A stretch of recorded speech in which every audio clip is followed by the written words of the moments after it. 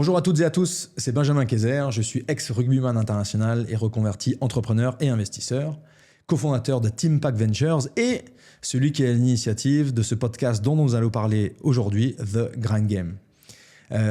Souvent, j'ai la chance et l'honneur de pouvoir interviewer des personnalités extrêmement inspirantes et vraiment qui me touchent beaucoup. Mais j'aimerais aller un petit peu plus loin et vous expliquer d'où me vient ce goût de l'entrepreneuriat, de l'investissement, la création de Teampact Ventures, quelle est son origine et aussi quelles sont vraiment mes velléités derrière la création de ce média, The Grind Game. Donc moi, j'ai joué au rugby pendant 16 ans de façon professionnelle, de 2003 à 2019 environ. J'ai eu la chance de représenter l'équipe de France 37 fois, de jouer en France, de jouer en Angleterre, d'être champion de France, champion d'Angleterre. J'ai beaucoup perdu de finale de la Coupe d'Europe, mais j'ai aussi gagné une finale de Challenge Cup. Et j'ai toujours été persuadé, intimement persuadé, avec une conviction forte, que l'or du sport de haut niveau, c'est la force mentale des sportifs exceptionnels et des techniques pour constituer des équipes qui vont performer dans la durée. Pas simplement l'influence marketing, pas le fait d'être des ambassadeurs pour des marques. Et cette force de caractère, cette dévotion, ce dépassement de soi, je le retrouve chez les entrepreneurs. Pendant ma carrière de rugby, j'étais un petit business angel, donc je mettais des petits tickets dans des boîtes, et notamment dans une qui s'appelle Call Square, dont le cofondateur est Quentin Bordage, que j'embrasse. Et c'est le genre de cofondateur qui allait faire des trails le week-end pour se reposer. Et donc, dans cette boîte qui s'appelle Call Square, un jour est arrivé à la table de Cap un fonds d'investissement qui s'appelle Cap Horn, dont le partenaire est Romain Vidal, qui est maintenant le cofondateur avec moi de Teampact.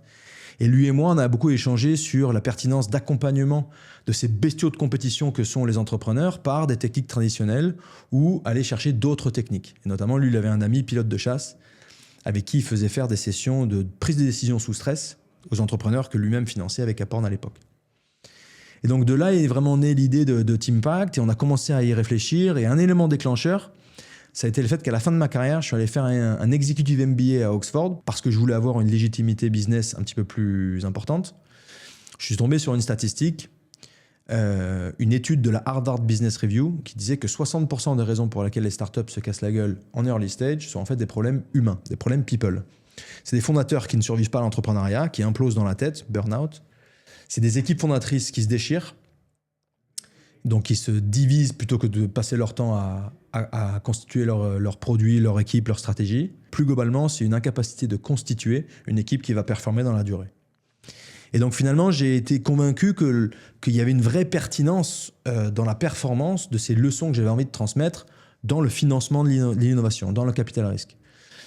Et donc Romain m'a dit que s'il nous fallait un CFO, il fallait que ce soit l'ancien CFO de Cap Horn, Louis Sutre, et s'il fallait qu'on trouve un cofondateur, il fallait que ce soit Basile Aguet, qui avait été interne à Cap Horn pendant ses études chez HEC. Et donc on s'est lancé, on a fait des SPV pour prouver nous aussi que les fondateurs achetaient cette vision, valider notre idée d'extraire le meilleur du sport au service de l'innovation positive.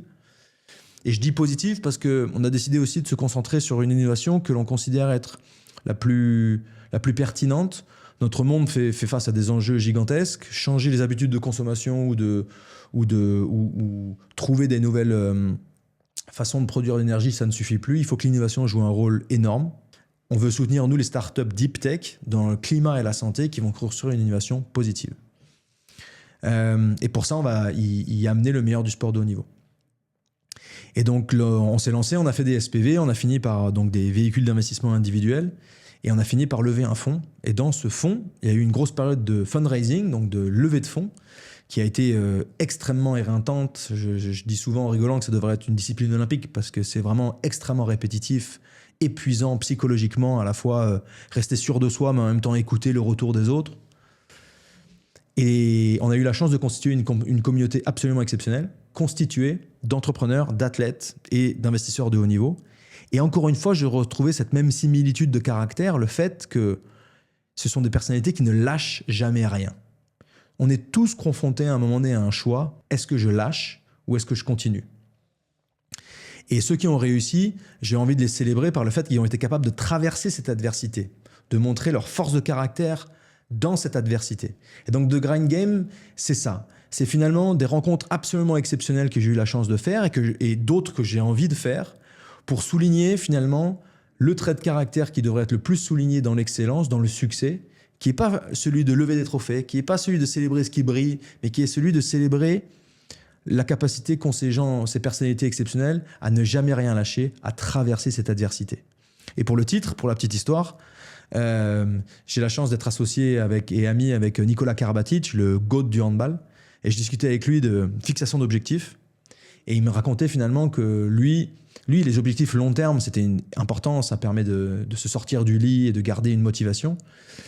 Mais là où il avait été le meilleur dans sa performance, c'est quand finalement il était tombé amoureux du labeur de chaque jour. Il était tombé amoureux de cette adversité. Il était tombé amoureux de ce don de soi qu'impose le sport de haut niveau.